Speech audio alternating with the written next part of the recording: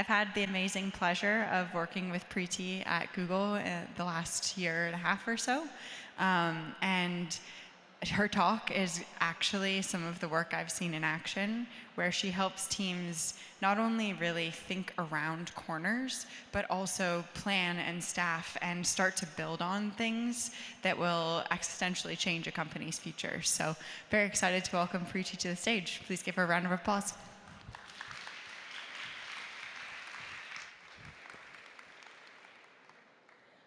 Hi, everyone. I'm super excited to be here, and thanks for the intro, Colette. My name is Preeti, and I am a UX research lead, and I've spent the past 10 years of my career really thinking about applying research to new products, emerging technologies, and innovation. And I've done that at Google on teams that were explicitly focused on innovation, like Google X, and Google DeepMind. And I've done that at teams at Google which have been focused really deeply on the core business, like Google Ads. And I've done it outside of Google as the chief AI advisor to a research agency that works with big tech clients. And across all of that work, one thing that I've had to learn to get really good at is what I'm calling today anticipatory research. And I think that this is something that we all need to be talking about more as a discipline, and especially as IC researchers, and especially in this AI era. So I am really excited to dive in and unpack it with all of you today. So I want to start off with a question for everyone here. Raise your hand if you've ever heard someone talk about using research to look around corners. Okay. Fair number of people. Now keep your hands raised if you've ever had someone teach or train you explicitly on how to do that. I see like 2 hands. So thanks for sharing. I feel like many of us have experienced this, myself included, where we're told to use research and amplify our strategic impact by looking around corners, but we don't really have a playbook on how to do that effectively. And so that's really what I want to think about together with all of you today. How can we, as UX researchers, anticipate organizational needs and build impactful research programs around them? So I think 2 things are worth calling out to start with when we think about what anticipatory research is and isn't. So anticipatory research, to me, is not blue sky or visioning research that is sort of free of all product and organizational constraints. In fact, it's really deeply rooted in latent needs that the organization has, but they're not just quite seeing yet. And secondly, anticipatory research isn't and should not be back burner research. Even though this sort of research might not be immediately obvious as something urgent yet, if done right, I think it justifies its own urgency and its own importance as we do more and more of it in this kind of snowball effect and becomes increasingly must-have research. Now, when we think of looking around corners, I think it's easy for us to imagine the impact that that might have on a product or an organization, right? New opportunities, more revenue, new markets. I think what's less obvious is the impact it can have on people, both on our teams and on our own careers.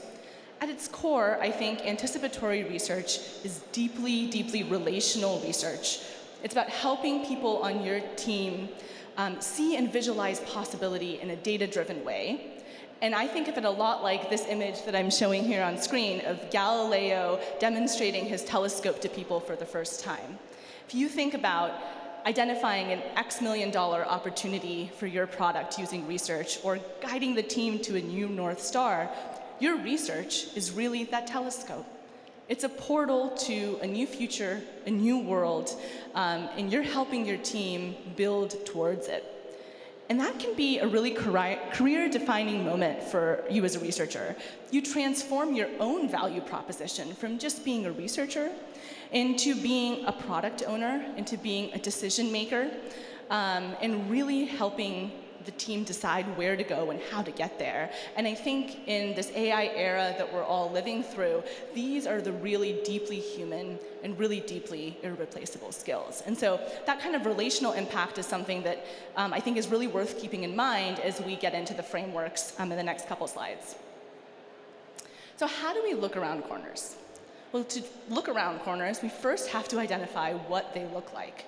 And so here's one framework that I've created in my work, and there's two axes here. On the x-axis is time.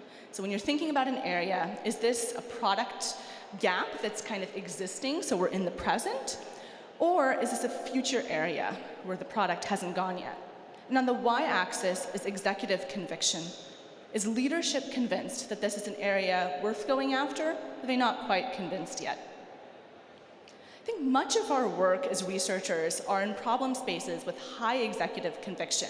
They map to OKRs or product strategy or visions, and we're often working on adding a human lens to existing gaps or opportunities in that product. And so I would argue that this quadrant is actually not a corner. It's typical strategic research that's wonderful and that we all should be doing, but not exactly a corner. But now if you move down to this quadrant, where your research is focused on existing product gaps, but now those gaps have low executive conviction, where the team isn't quite looking, then we encounter our first corner, which I'm calling a blind spot. It's all about highlighting latent opportunities. If we then move to an area with high executive conviction, but now your research is focused on the thing that the product could be next, the next evolution of it, you're now in another type of corner, which I call a frontier, which is about pushing the boundaries of what a product could be. And finally, if you're in this quadrant with low executive conviction and looking to the future, you're dealing with a bet. And so these are the three types of corners that I want to go a little bit more in depth into. So these three corners, blind spots, frontiers, and bets, they have similar research journeys. Usually it starts with some sort of seed or a spark. It might be an anecdote that you heard from a user in an interview. It might be something that someone says in a review. And you identify this area of interest and you want to get initial buy-in to do a little bit of exploration in that space.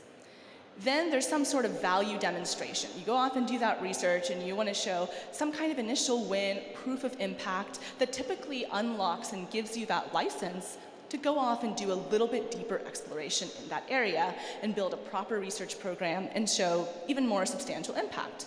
And finally, you might want to scale the research program and kind of build out for longevity over time. But even though each of these corners has a similar journey, those journeys have unique challenges.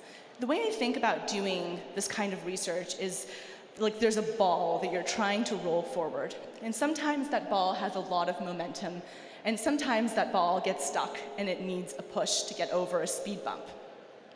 And those are what's marked here in red. And for some of these corners, you can see that getting the ball rolling is the hardest part. For others, it's somewhere in the middle that we're more likely to hit a speed bump. And each of these sorts of corners could be best suited to different types of approaches to build momentum. Either bottom up, sometimes it's best to build momentum with your team on the ground and then bubble that excitement up to executive leadership. Sometimes it's better to work top down, starting with leadership buy-in and then having that trickle down to the team's priorities. So now I want to take a closer look at each of these corners and think about some strategies we can use to navigate the hardest parts of doing these types of research. So I want to start with blind spots, which are existing product gaps with low leadership conviction. Blind spots, I think, are interesting because they're often hiding in plain sight. It might be an area that the team has intentionally deprioritized for research. Maybe it's an area that they've tried to do some research in, but hasn't really had impact or panned out. Or maybe they've never had the right researcher with the right skills to go after that particular area. And so one example might be, let's say a team has focused UX research really heavily on the front end of a product experience, but they've never really supported the back end. For example, all of the machine learning models that might be powering that product. One of the hardest parts of blind spot research is just getting started. For example, if the team has intentionally deprioritized UX research on the ML models that power the product, how do you get over that? How do you actually get started? So two strategies that I like to use here. The first is what I call the audit, which is look at the past launches, recent launches the team has done, really work with your team, talk to your cross-functional partners, and start to understand whether there are some places where UX research could have prevented some of the launches that the team feels are less successful. And made them more successful. So for example, let's say you're working on an LLM chat tool and the team had made some changes to their response quality models. But after that change, they saw their metrics had kind of tanked or user satisfaction was low. Well, perhaps that's an opportunity where UXR could have, in hindsight we realize, could have defined what response quality looks like for users and made that a more successful launch. So the more examples you can come up with like this, the better your case becomes for actually going off and looking into this blind spot. The second strategy I have is simply rallying other people who think similarly to you, right? If you're seeing something that's a potential blind spot, you're probably not the only one. You might be the only researcher, but maybe there's PMs, maybe there's engineers, thinking across all disciplines, who else really thinks this way, and can you build a program together with them? So this is really a bottom-up approach. Once you get past that initial hurdle, typically blind spot research tends to take off. You can kind of easily demonstrate the value of it, if you've identified that blind spot right, because it's kind of ripe for the taking. And that can typically unpack and allow you to unpack this more deeply and do deeper research. But then, after you do that deeper research, you have to scale. And I think this is another big challenge for blind spot research.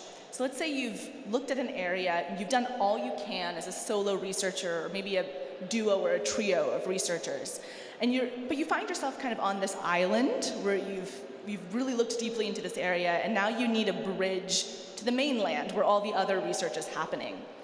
And I've seen this research kind of stall at a local maximum because that kind of integration requires a structural change of some kind that's hard to do. And so two strategies here to kind of scale blind spot research. One is upward partnerships. So how can you make this area a priority for your manager or your skip level? Can you collaborate on strategic outputs? Can you make this work important enough for your leaders so the rest of your team really takes it as a priority? And the second strategy is lateral integration. So how might this research be distributed into everyone's work rather than being on its own island by itself? So in the example that I gave, how might all of the UX researchers on your team start thinking about both the front end and the back end of the product, as opposed to having those be two separate research programs? And one of the things I want to emphasize here is that sometimes this can be hard because it requires letting go of ownership. Both of these strategies are really about letting go of being the person who's owning a specific body of work, and really letting it go to see it grow and see your impact grow. So the next corner I want to look at is frontiers. And I think of frontiers as being buzzy but fuzzy. They're buzzy because they have some level of executive conviction, right? You can recognize a frontier as something that is maybe coming up in meetings repeatedly. So for example, let's say you're in a bunch of meetings for an AI product, and this theme of AI-driven personalization keeps coming up over and over again in leadership reviews, right? And you kind of see it becoming a future priority. But it's also fuzzy. Maybe no one has a clear answer. The executives aren't really pushing hard to have a point of view either. And so research here is really about clearing the fog while also defining kind of what that frontier boundary is. Getting started with a frontier, I think, at least that initial buy-in, isn't necessarily the hardest part. At least one executive is really interested, so you can typically go off and play a little bit. But once you've gone off and done a bit of research, let's say on AI and personalization, demonstrating early impact can be hard because you're not necessarily going to find a ready team that's ready to implement what you've found. They have other P0s they're working on. No one's really pushing really hard for this. And so you can get stuck in this zone, which I think of as like waiting for the pan to get hot, waiting for the readiness to happen. And so my strategies for frontier research are really about redefining what early impact looks like. So 2 strategies here. The first is to really shift one key mind. So this is a top-down approach. This is about choosing a proof of concept project that aligns with one executive or one key person's interests. And this may not always be the top priority for the product. Sometimes, I think, as we all have experienced, leaders can have pet interests that they nurture on the side, and that this might be just something that you have to go after for a little bit to kind of land that initial influence, and then allow you to go off and do deeper, high-priority research. The second strategy is redefining the type of recommendations you bring to the team for that initial impact. Typically, as UXRs, we want to bring actionable recommendations for what the product should do. But for frontiers research, it can be more powerful to have a framework for the problem space, basically bringing to the team a list of questions that the team should go after, and having a point of view on direction and roadmap and plans, as opposed to answers for what the product should do, and demonstrate that there's been uptake for that. I think for this sort of research, depth and scale follows somewhat straightforwardly after that, because typically by the time more and more research lands, the team is more and more ready to consume and action those insights, because the frontier is sort of rapidly approaching in the roadmap. I want to end by talking about the last corner, which is bets. And this could be a whole other talk on its own, and in fact, I think there's a whole other track dedicated to moonshots research later, so I'll try to keep this brief. So an example of a bet might be something like, let's say you're working at a company, and that company is building a suite of single function apps. Maybe there's like a health app, and a finance app, and a career app, or whatever those might be. But you've done some research, and that research indicates actually what might be better for users is some kind of holistic ecosystem that helps them combine their finance goals and their career goals and their health goals and sort of see it all together. And maybe that's something that you kind of want to look after. I think bets research is super hard because it combines the low conviction of blind spots with the future-facing aspects of frontiers. And so there's a lot of overlap in challenges, but there's entirely new challenges with bets research as well. I think really good bets research can turn low conviction bets into high conviction frontiers. So how do we do that? Like blind spots, bets can be hard to get started with, but it's almost for the opposite reason. I think blind spots in many ways are a little too familiar, or we're kind of blind to them, but bets can feel so radically different that it's hard for a leader or a stakeholder to really get a toehold on what you're wanting to do. I think of it kind of like when you have a new roll of tape and you're trying to find that edge of like, where do I start peeling the tape, right? How do I really get that in? And so a few strategies for initial buy-in.